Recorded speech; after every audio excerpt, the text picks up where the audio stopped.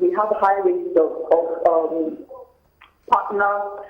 intimate partner murder cases. So somebody jokingly said, quite insensitive, but hey, go shoot your spouse and then get Judge Masifa to handle it, which isn't quite fair because the judge is quite reputable, but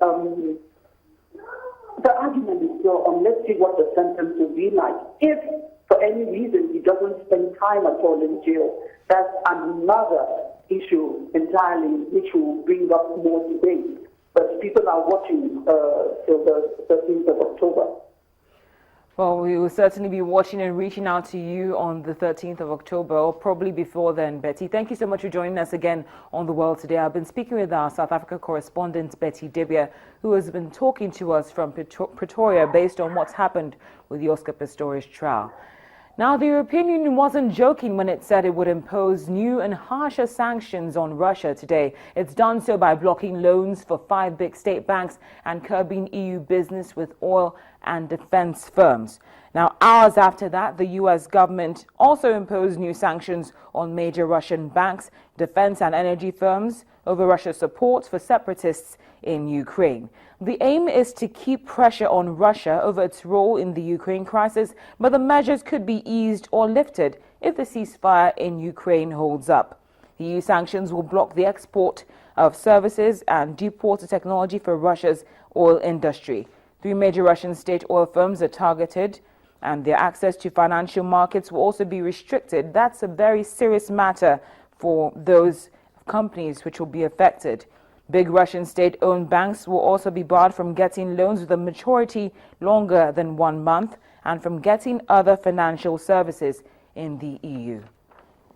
In the official journal, the new set of restrictive measures. In response, the European Union is deepening the measures in 4 areas where we already have measures in place since July. We are talking about access to capital markets, defense, sensitive technologies and dual-use goods.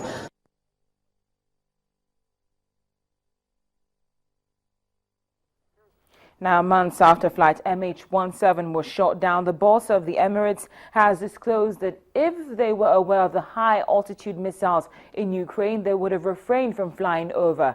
However, Sir Tim Clark also disclosed that some carriers did appear to know but didn't share information. He added it was likely that every airline would have bypassed the danger zone if they had known and it's widely believed that a missile downed Malaysian flight MH17 on the 17th of July, killing all 298 people on board. The bodies of 9 more victims who died in the Malaysian Airlines flight MH17, which crashed in eastern Ukraine, have returned to Australia.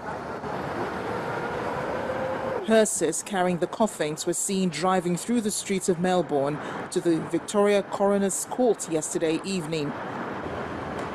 The convoy of hearses with its police escort was met by the coroner, who stood outside the building.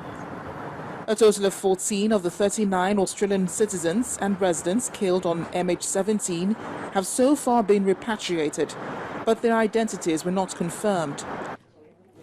Meanwhile, this morning, Malaysian Defence Minister Hishamuddin Hussein confirmed that Russia wants a thorough investigation into downed Malaysian Airlines flight MH17 to bring those responsible to justice shortly after he returned from a visit to the region.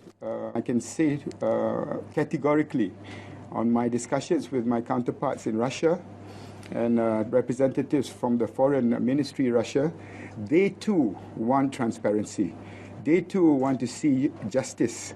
They too want investigation that is done thoroughly to make sure that whoever is responsible is brought to justice.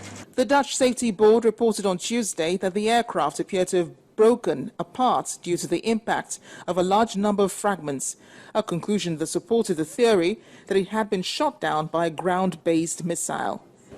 Ukraine and Western countries accuse the rebels of shooting the aircraft down with an advanced Russian-made missile. One senior rebel leader has said his forces did not possess such weapons. The investigators are severely hampered by having been unable to go to the crash site due to fighting between pro-Russian separatists and Ukrainian forces, although there are hopes that a week-old ceasefire may soon allow safe access.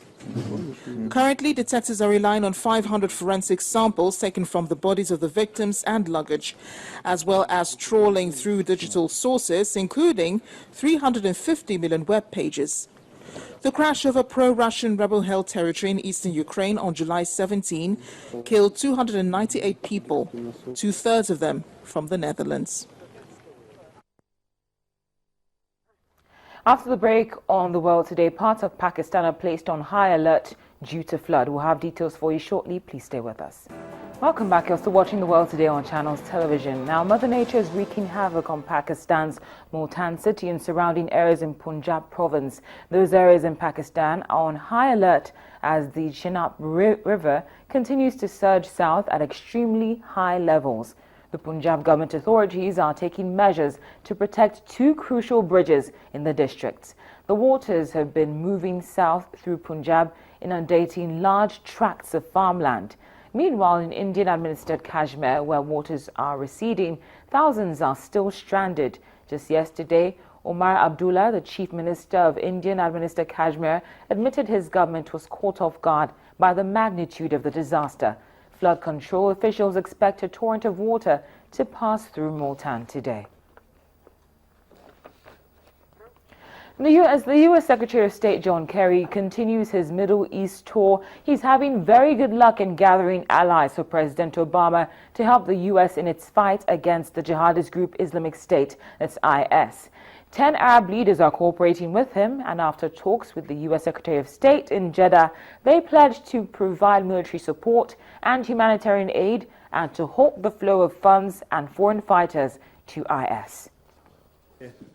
We have concerns with respect to what's happening from Libya to Mali to the Horn of Africa and throughout the Middle East, and of course now the events in Iraq. So we have a great deal to talk about. You can imagine on what issues we are going to focus during the meetings, particularly what's going on in the Middle East, and particularly in the Syria and Iraq, and challenges and the threats.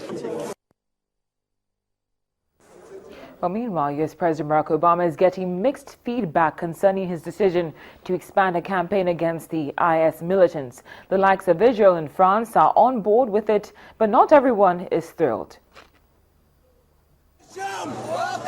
The Syrian government has insisted on being consulted before any strikes launched against Islamic State fighters on its territory as an immediate response to U.S. strategy announced on Wednesday.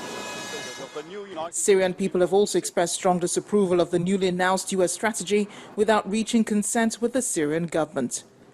In the meantime, the UN's new envoy to Syria, Staffan de Mistura, is making his first visit in the hope of pushing ahead with a political solution to the conflict.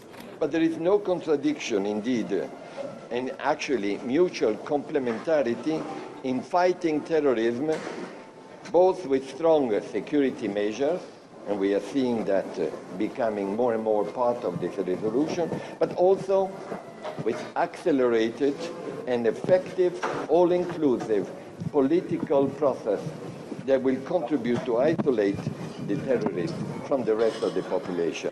Back in the United States, there are mixed opinions about U.S. President Barack Obama's decision to increase U.S. involvement in the fight against Islamic State. Actually, I was very pleased that our president has finally, after all these years, decided to get a backbone and do his job. I mean, I just think it's a bad thing for us. We butting into other people's business, and we should be right here at home fixing up our own land. Israel is fully on board with the plan. Israel fully supports President Obama's call for united actions against ISIS